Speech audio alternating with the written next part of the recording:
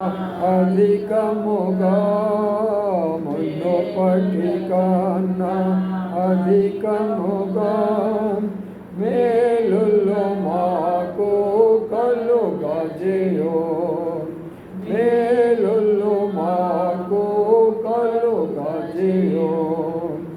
ఆనందమే మహదానందమే, ఆనందమే మహదానందమే.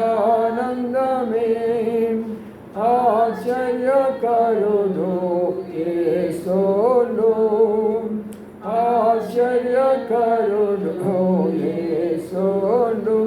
నా పాపముల క్షమించెను, నా పాపములు క్షమించెను. ప్రార్థనకు ప్రతిఫలము, ప్రార్థనకు ప్రతిఫలము ప్రియముగనొసగును. హల్లెలూయా, ప్రియముగనొసగును. హల్లెలూయా. ఆనందమే మహదానందమే, ఆనందమే మహదానందమే. ఆశ్చర్యకరుడు యేసును, ఆశ్చర్యకరుడు యేసును. నా పాపములు క్షమించెను, పాపములు క్షమించెను.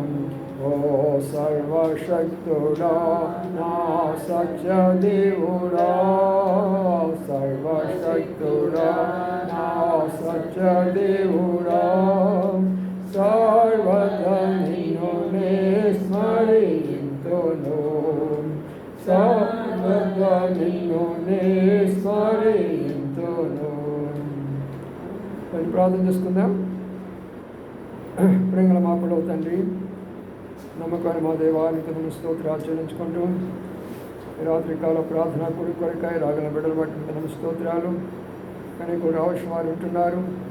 మా ప్రభు మార్గవతులు ఉన్న వారికి తోడైంది, క్షణకరణ నడిపించండి. సమయంలో పాటల్లో మీరు తోడైంది, సాయపడుతూ వచ్చారు ప్రభా. కొన్ని మాటలు మేము ధ్యానించుకొని దాని తండ్రి మా ప్రభా ఆ మాటల ద్వారా మేమందరం బలపరచబడడానికి ప్రార్థించడానికి సమయం దయచేయమని, వచ్చిన బిడ్డలు ఎవరో ఖాళీకి వెళ్ళకుండా ప్రతి ఒక్కరి భారంతో ప్రార్థించే బిడ్డలుగా చేయమని మా మధ్యలో పెరండి.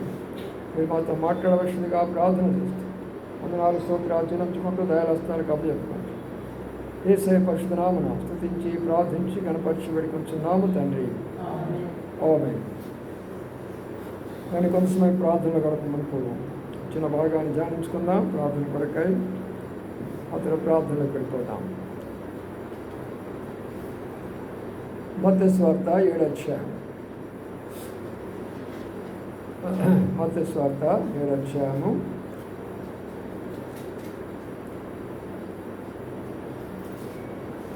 7-8 వచనాలు లేక 9 వచనాలు మరి మనం కలిసి చదువుకుందాం. మత్తయి సువార్త 7వ అధ్యాయము 7, 8, 9 వచనాలు కలిసి చదువుకుందాం. అడుగుడి మీకు ఇవ్వబడును, వెదకుడి మీకు దొరుకును, తట్టుడి మీకు తీయబడును. అడుగు ప్రతివాడును పొందును, వెదకవానికి దొరుకును, తట్టువానికి తీయబడును. మీరు ఏ మనుషులకైనా తన కుమారుడు రొట్టె అడిగినేలా మనకి రాతినిచ్చినా, చేపలు అడిగినేలా పామునిచ్చినా చాలు. మన లేఖన భాగాలను దీవించి ఆశీర్వదించుగాక. మనం ప్రార్థన కొరకు మనకు ఈ చిన్న భాగాన్ని మనం ధ్యానించుకుందాం. ఈ భాగము చాలా మరి బైబిల్ అంతటికి కూడా సరిపోయినటువంటి భాగం. అది ఆది కారణం నుంచి ప్రకటన గ్రంథం వరకు సరిపోయేటటువంటి మాట అది. ఎందుకంటే అడుగుడి మీకు ఇవ్వబడును అనే మాట. కాబట్టి ఆదాము మొదలుకొని నేటి వరకు ప్రజలందరూ అడుగుతూనే ఉన్నారు కదా. అందుకనే ప్రభువైన యేసు క్రీస్తు వారు అంత లోతైన విధానంలో ఆ విషయాన్ని గురించి చెప్తూ వచ్చారు. అడుగుడి మీకు ఇవ్వబడును, వెదకుడి మీకు దొరుకును, తట్టుడి మీకు తీయబడును, అడుగు ప్రతివాడు పొందును. కాబట్టి ఇక్కడ ప్రతివారు అనే మాట జ్ఞాపకం. అంటే కొందరికి ఇవ్వబడుతుంది, కొందరికి ఇవ్వబడుతుంది కాదు, కానీ ప్రతి ఒక్కరూ అడగాలి. అడగడం అంటే ప్రార్థన అని అర్థం అన్నమాట. కాబట్టి ప్రభుని ఆరాధించడం అంటే ప్రభుకి ఇవ్వడం అని అర్థం. ఇప్పుడు మనము ప్రభుని అడుగుతున్నామంటే ప్రభు దగ్గర తీసుకోబోతుంటున్నాం. అందుకని ఇప్పుడు అడుగుడి మీకు ఇవ్వబడదని ప్రభువే చెప్పాడు. అడుగుడి అంటే అడగడం మన యొక్క బాధ్యత. మీకు ఇవ్వబడును, ఆయన మనకిస్తాడు. ఆయన ఏ రకంగా ఇస్తాడో, ఏ రూపంగా ఇస్తాడో అది మనకు తెలియదు. మన బాధ్యత మనం నెరవేరిస్తే, మనం అడగడము మన యొక్క విషయంలో మనం జరిగినట్లయితే ఆయన బాధ్యత ప్రకారాన్ని ఇచ్చేవాడిగా ఉంటాడు. అందుకని ప్రియమైన సోదరులారా, అడగడం అనేది అనగా ప్రార్థనలో మనం వ్యక్తిగతంగా అడగాల, కుటుంబంలో ప్రార్థనలో అడగాల, సంఘంలో ప్రార్థనలో అడగాల. వ్యక్తిగతమైన విషయాలన్నిటిలో మరి మామూలుగా చెప్పాలనుకుంటే అవి కుటుంబంలో వ్యక్తిగతంగా అక్కడ మనం ప్రార్థన చేసుకుంటాం. సంఘపరంగా సంఘ విషయాల్లో మనం చూసుకోవాలన్నప్పుడు సంఘంలోకి వచ్చి మనం ప్రార్థన చేస్తూ రావాలి. అప్పుడు సంఘంలో దేవుడి కార్యాలు చేస్తూ వస్తారు. అందుకని అడుగుడి మీకు ఇవ్వబడును. 3 విషయాలు ఉన్నాయి ఈ లోకములో. ప్రతి మానవుడు ప్రతి దేశంలో, ప్రతి రాష్ట్రంలో, ప్రతి స్థలంలో కూడా ఈ 3 కొరకే తను జీవిస్తున్నాడు. ఆ 3 కొరకే తను బ్రతుకుతూ ఉంటున్నాడు. ఆ 3 కొరకే తన యొక్క జీవితం అంతా కూడా కొనసాగిస్తున్నాడు. అందుకని ప్రభువు యేసు క్రీస్తు వారు ఇంత లోతుగా ఆలోచన చేసి ఆ మాట చెప్పాడు. 1 అడగడము, 2 వెదగడము, 3 తట్టడము. అంటే ఇక్కడ అర్థం ఏంటంటే మనకు కావాల్సినవి మనం అడుక్కుంటూ ఉండాలి. మనం పోగొట్టుకున్నవి వెతుకుతూ రావాలా. మనం ముందుకు వెళ్లకుండా ఆటంకపరుచుకున్న వాటిని తట్టుతూ పోవాలి. అంత లోతైనటువంటి విధానంలో ఆ మాటలు రాస్తూ వచ్చినారు. కానీ ప్రార్థన కొడుకంటే సామాన్య విషయం కాదు.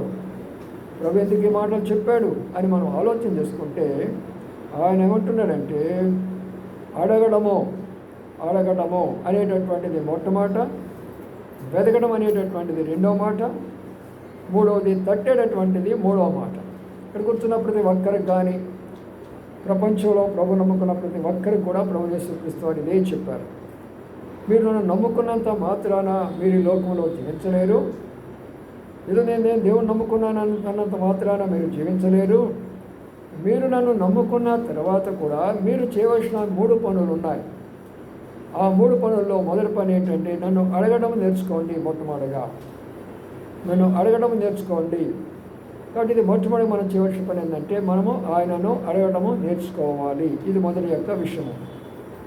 2వది మనం ఇక్కడ గమనిస్తే ప్రభు ఇంకో మాట అన్నాడు, వెదకుడి మీకు దొరుకును అని అన్నాడు. అంటే వెతికేది ఎప్పుడు అంటే ఏదైనా మనం పోగొట్టుకున్నప్పుడు, లేదా ఏదైనా మనకు కావాలన్నప్పుడు, మనకు కనబడినటువంటి దాని కొరకై మనం వెతకాలి. లేక మనం ఏదైనా పోగొట్టుకున్నప్పుడు దాని కొరకై వెతకాలి. ఇది 2వ భాగం. ఇక 3వ భాగంలోకి వస్తే తట్టడం అంటే ఏంటి? జనరల్గా మనం ఏం చేస్తాము? తలుపును తడుతూ ఉంటాం. తట్టేది అదే. ఎందుకంటే తలుపులు మూసివేయబడతా ఉంటాయి. లోనికి మనం వెళ్ళాలి, మన పనులు మనం చేసుకోవాలి. అలాంటప్పుడు మన కొరకు మూసివేయబడినటువంటి తలుపులు, మూసివేయబడినటువంటి ద్వారాలు, ఆ మూసివేయబడిన అన్నీ కూడా తెరవాలి. అప్పుడు మనం లోనికి వెళ్ళేసి ఆ పనులు చేసుకుంటాం. ప్రతి ఒక్కరికి 3 కదా కావాల్సినవి. ఎందుకని ఏమైనా ఉంటాయా? అందుకనే ప్రభువు చెప్పాడు ఈ మాట, నన్ను అడగండి మీకు ఇస్తాను అని చెప్పాడు. తర్వాత మళ్ళా ఇదే వాక్యంలో 2వ స్టెప్ చెప్తున్నాం. మళ్ళా అడుగుడి మీకు ఇవ్వబడదంటే దేంతో మనం అడగాల? దేంతో మనం అడుగుతాము? నోటితో అడుగుతాము. అవునా కదా? దేంతో మనం అడగాల? ప్రార్థన దేంతో చేయాలా? నోటితో ప్రార్థన చేయాల. అందుకనే అడుగుడి మీకు దొరుకును అనే మాట అక్కడ ఉన్నటువంటి రహస్యం ఏంటంటే మనము నోటితోటి ప్రభువుని అడగాలి. అందుకని అడుగులో ఉన్నటువంటి 2వ రహస్యం అది. 3వది ఏంటంటే వెదకుడి మీకు దొరుకును అంటున్నాడు. వెతికేది దేంతో వెతుకుతామని చెప్పండి? కండ్లు, దృష్టి. ఎక్కడ ఏది పోగొట్టుకున్నాము? పెన్ను పోగొట్టుకున్నామా? పుస్తకం పోగొట్టుకున్నామా? ఏది మనం పోగొట్టుకున్నాం? కాబట్టి మీరు కళ్ళన్నింటినీ మరి మనం ఏం చేస్తామో వెతికే దాని కొరకై ఉపయోగిస్తాము. మూడవది, తట్టుడు మీకు తీయబడదు అన్నాడు. తట్టాలంటే కళ్ళుతో తడతామా, నోటితో తడతామా? చేతులతో తడతాము, చేతులతో తడతాము. కాబట్టి ఇప్పుడు మన చేతులను ఉపయోగించాలా. చేతులను ఉపయోగించేదైతే కళ్ళు ఉపయోగించడము, నోటిని ఉపయోగించాలా. ఈ మూటిని 3 సందర్భాల్లో మనం ఉపయోగిస్తూ రావాలి. మొదటిగా ప్రార్థనలో నోటితో ఉపయోగించాలా. రెండవదిగా వెదకాలి అన్నప్పుడు అనేక ఆత్మల కొరకై మనం వెతుకుతూ రావాలా. దేవుని యొక్క పనుల కొరకై, దేవుని యొక్క దీని కొరకై మనం ఏం చేయాలంటే వెతుకుతూ రావాలా. కాబట్టి అనేక సందర్భాల్లో మనం కొన్ని పోగొట్టుకుంటాం ఆత్మీయంగా.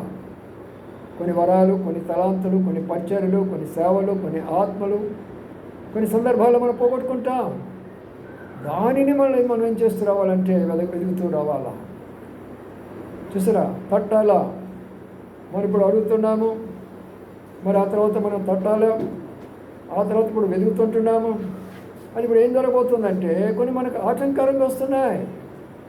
ఆటంకరంగా వచ్చే వ్యక్తి అయినా, ఆటంకరంగా వచ్చిన పరిస్థితి అయినా, ఆటంకంగా వచ్చే ఏదైనా సరే దానిని మనం తట్టవలసిన వారిగా ఉంటున్నాము, అనగా పనిచేసే వారంగా ఉంటున్నాము. చూడండి, మనం ఎన్నిసార్లు చదివి ఉంటాం. అడుగుడి మీకు ఇవ్వబడును, వెదకుడి మీకు దొరుకును, తట్టుడు మీకు తీయబడును, కొన్ని 100 సార్లు మీరు విని ఉంటారు. కానీ ఆ 3 మాటల్లో ఉన్నటువంటి రహస్యము బైబిల్ 66 గ్రంథాల్లో ఉన్నదని మనం ఈరోజు చూస్తుంటున్నాం. ఎంత ఆశ్చర్యకరంగా ఉంటుందంటే బైబిలు ఈ దినాల్లో మరి మాకు ఎక్కువ సమయము మరి ప్రవహిస్తున్నాడు కాబట్టి ఎక్కువగా ధ్యానించేదానికి ఆయన కృపను బట్టి ధ్యానిస్తున్నప్పుడు ఈ లోతైన సత్యాలు నేను తెలుసుకోగలుగుతున్నాను. కాబట్టి ప్రియులారా, ఇక 3వ స్టేజ్లకు వస్తే మళ్ళప్పుడు అడుగుడి మీకు ఇవ్వబడును, అడుగుడి మీకు ఇవ్వబడును అని అన్నాడు. అడుగుడి నీకు ఇవ్వబడును అన్నా. చూడండి, ఒక్కొక్క వర్షం వచ్చిన ఉన్నటువంటి లోతైనటువంటి మాట. అడుగుడి మీకు ఇవ్వబడును. నీ అన్నాడా, మీ అన్నాడా? మీ అన్నాడు. అంటే మన ప్రార్థన కలిసి ప్రార్థన చేసుకోవాలి. వ్యక్తిగతమైన ప్రార్థన కంటే కూడా కలిసి ప్రార్థన చేసుకోవడం నేర్చుకోవాలి. భార్యాభర్తలు కలిసి ప్రార్థన చేసుకోవాలి. భార్యాభర్తలు కలిసి బిడ్డలతో కలిసి ప్రార్థన చేసుకోవాలి. వారందరూ కూడా కలిసి సంగముగా కలిసి ప్రార్థన చేసుకోవాలి. అప్పుడు మీకు ఇవ్వబడుతున్నది అనే మాట కనబడుతుంటున్నది. అందుకనే మీకు అనే దానిలో ఉన్న అర్థం చూడండి. నేను ఒక్కడనే ప్రార్థన చేసుకుంటానంటే కుదరదు. నేను ఒకదాన్నే ప్రార్థన చేసుకుంటానంటే కుదరదు. నీవు ప్రార్థన చేసుకున్నప్పుడు నీ కుమారుని అక్కడ పిలుచు, నీ కుమార్తెను అక్కడికి రప్పించు. భర్త ఉంటే భర్తను కూడా పిలవండి అక్కడికి, భార్య ఉంటే భార్యను కూడా పిలవండి అక్కడ. ఒక 5 నిమిషాలు కలిసి ప్రార్థన చేసుకున్నా. ఇప్పుడు మీరు అలాగ మనం ప్రార్థన చేసుకున్న ద్వారా మీరు అడిగితే నేను ఇస్తాను. అడిగే పద్ధతి ఎలాగున్నదో చూడండి. అందుకని ప్రియమైన సోదరీ సోదరులారా, ప్రభువు అన్నాడు, అడగటము మీ బాధ్యత, ఇవ్వటము నా బాధ్యత. మనం చేసే పెద్ద పొరపాటులు ఏంటంటే అడుగుతాము, అయితే ఏమి అడగాల? మనం అడిగే విషయాలన్నీ కూడా మరి ప్రభుకి ఇష్టమైన విషయాలేనా, లేక మనకిష్టమైన విషయాలా? ఆయన దేనికి ఇస్తానని చెప్పాడు, దేనికి ఇవ్వనని చెప్పాడు, దేని కొరకు ఆయన ఆలస్యం చేస్తుంటున్నాడు. కొన్ని ప్రార్థనలకు వెంటనే జవాబు రాదు. ఎందుకు అలాగ అవుతున్నది అని మనం చూస్తే అక్కడ మనం చేసినటువంటి చాలా పెద్ద పొరపాటు. చాలా సందర్భాల్లో మనము ప్రార్థన చేసినప్పుడు అది ఎంత మరి ఆత్మీయంగా ఉండాలి అంటే, ప్రభువుతో నీవు కలిసి నీ యొక్క సంగతులు చెప్పుకుంటున్నావు. నీ తోటి స్నేహితుడితో మాట్లాడినప్పుడు మీరు చాలా ఫ్రీగా మాట్లాడుకుంటూ ఉంటారు. బిడ్డలు వెళ్ళేసి మరి తల్లిదండ్రుల దగ్గర చెప్పేటప్పుడు కొంచెం భయపడి చెప్తూ ఉంటారు. అదే ఒక ఆఫీసులో పనిచేసేవారు అధికారుల దగ్గరికి పోవాలంటే ఇంకా భయపడుతూ ఉంటారు. అది సర్వలోకానికి సృష్టికర్త అయినటువంటి ఆ దేవుని దగ్గరికి వెళ్ళి మనం అడగాలంటే ఏమి అడగాల, ఎలాగ అడగాల? ఆయనకు కోపం వచ్చి అడుగుతామా, ఆయనకి ఇష్టమైనవి అడుగుతామా, ఆయన సంతోషించి అడుగుతున్నామా, ఆయనకి ఇష్టం కానటువంటి విషయాలు అడుగుతున్నామా? అందుకనే ప్రియులరా, అడిగే విధానములు మనం అడగడం లేదు కాబట్టి మనం ఏమైతే అడుగుతున్నామో అవి పొందలేకపోతూ ఉంటున్నాం. అందుకని ఆ మాట చెప్తూ ఆయన అన్నాడు, అడుగుడి మీకు ఇవ్వబడును. ఇవ్వబడును అంటే అర్థం ఏంటంటే ఆయన వచ్చి నీకేదో డైరెక్ట్గా ఇస్తానని కాదు చెప్పలే ఆయన చెప్పినటువంటి విషయం ఏంటంటే నీవేదైతే అడుగుతున్నావో నీకు తెలియకుండానే వేరే రూపంలో అది నీ దగ్గరకు వస్తుంది. అది ఏ విషయం కొరకు నువ్వు ప్రార్థన చేస్తున్నావో అది అనుకోకుండా మరొక రూపంలో నీకు ఇవ్వబడుతున్నది అది. అందుకనే అడగటము మన యొక్క బాధ్యత, అయితే ఆయన ఇవ్వటము ఆయన యొక్క బాధ్యత. చూసారా ప్రియులారా? అందుకని మనము ప్రార్థనలో అడగటం అనేటటువంటి చాలా ప్రాముఖ్యమైనటువంటి విషయం. ఈ యొక్క మాటలోనే ఆది కాండము ఆదాము మొదలు పెట్టుకొని ప్రకటన గ్రంథం వరకు మనం చూస్తాం. ఎవరు ఎలాగా అడుగుతూ వచ్చారో, ఎవరికి అడిగినప్పుడు ఎలాగా ఇచ్చాడో, కొంతమందికి తొందరగా ఇచ్చాడు, కొంతమంది అప్పటికప్పుడే ఇచ్చేసాడు, కొంతమందికి సంవత్సరాలు పట్టింది, కొంతమందికి అసలు ఇవ్వని కూడా ఇవ్వలేదు. ఏమిటి అన్నిటి కూడా కారణాలు. సరే, అవన్నీ చూడాలంటే టైం లేదు కాబట్టి ప్రార్థన కూడి కాబట్టి ఇదే దగ్గరలోనే మనం 2-3 విషయాలు చూసుకుందాం. చూడండి, ఇక్కడ ఉన్న మాటలు మనం జ్ఞాపకం చేసుకుంటే 8వ అధ్యాయంలో ఒక మాటను చదువుకుందాము. 8వ అధ్యాయంలో ఆయన 2వ వచనం చదవండి. కుష్ఠరోగి వచ్చి ఆయనకు మొక్కి, ప్రభువా నీకు ఇష్టమైతే నన్ను శుద్ధినిగా చేయగలవను. చాలు. ఇక్కడ ఒక మాట, మొట్టమొదటి మాట చెప్తున్నాను, అడుగుడి మీకు ఇవ్వబడను అన్నాడు. ఇప్పుడు కుష్ఠరోగి ఒక వ్యక్తి వచ్చాడు. కుష్ఠరోగి వచ్చి ఏమని తను అడుగుతున్నాడు చూద్దామండి. ఏమడుగుతున్నాడు? ప్రభువా నీకు ఇష్టమైతే ఏమడుగుతున్నాడు? తన శుద్ధిని అడుగుతున్నాడు కదా.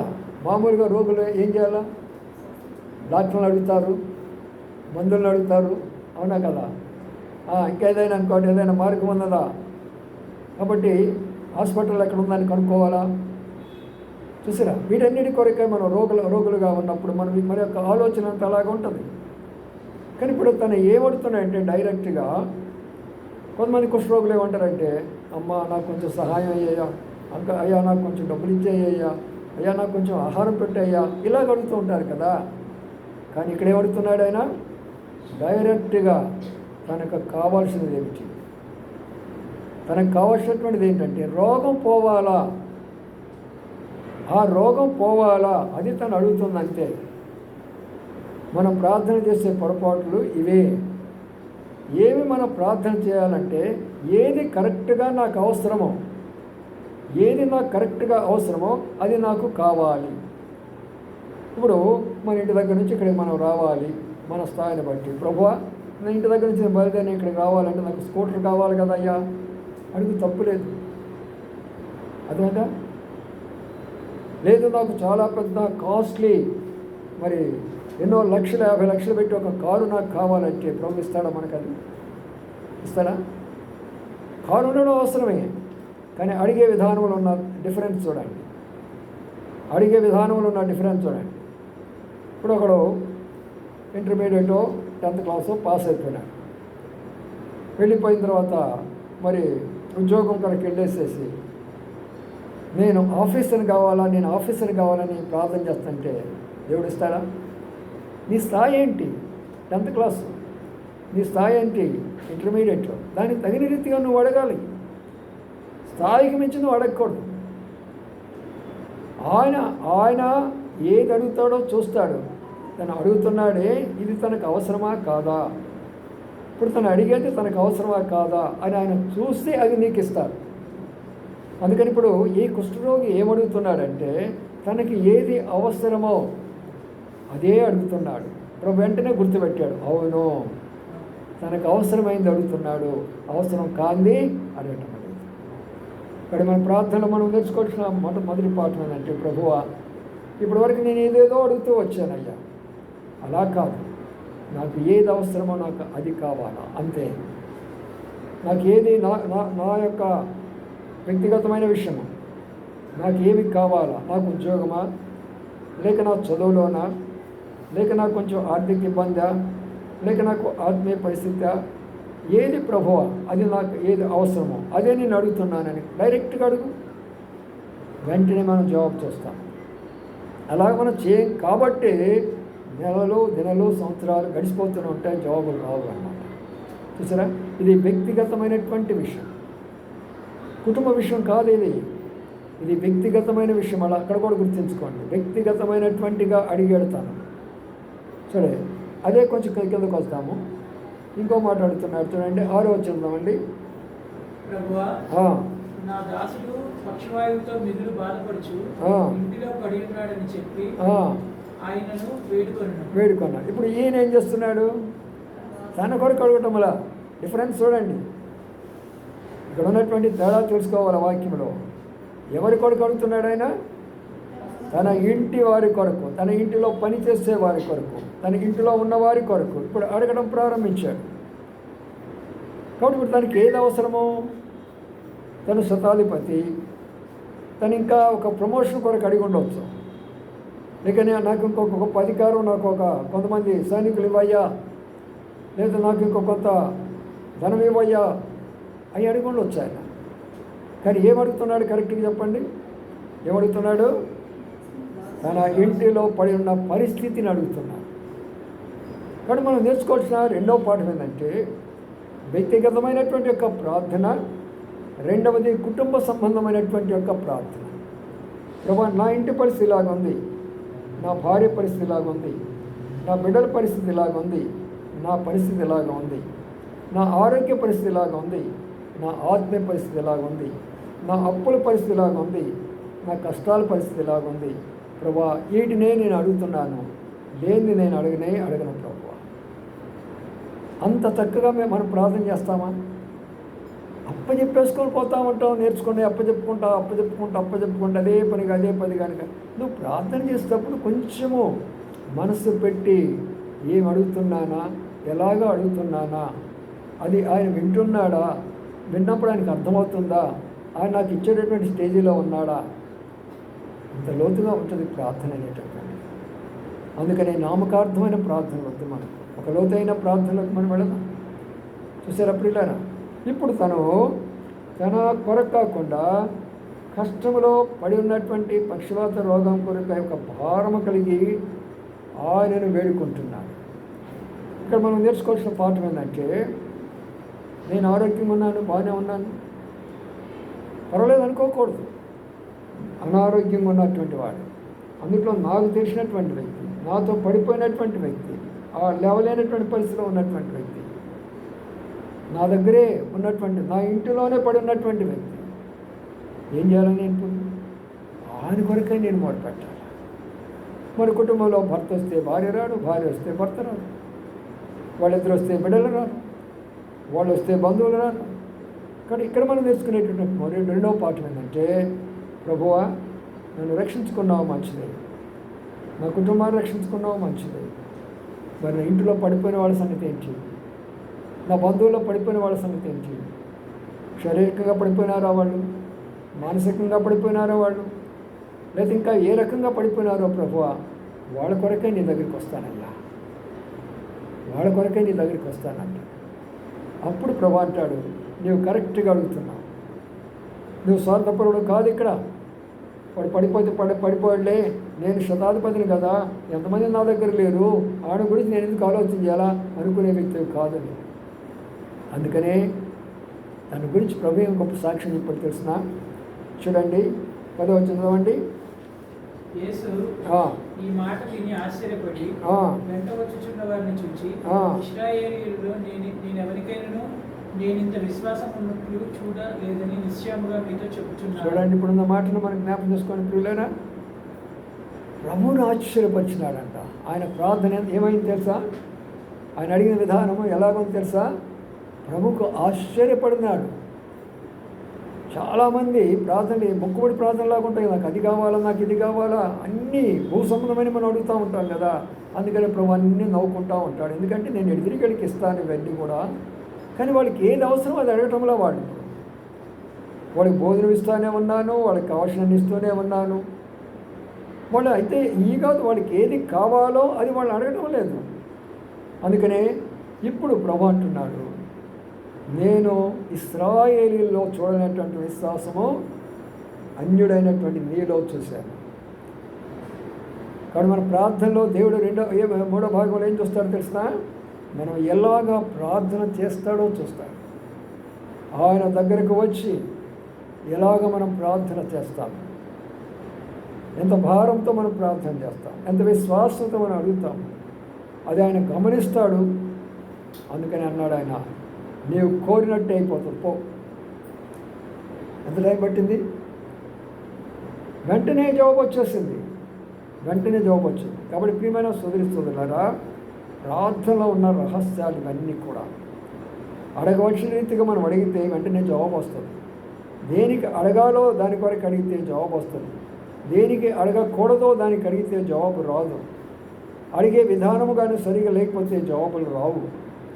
అందుకనే మాట ప్రభు ఊరికనే చెప్పలేదు, అడుగుడి మీకు ఇవ్వబడదని చెప్పేసి.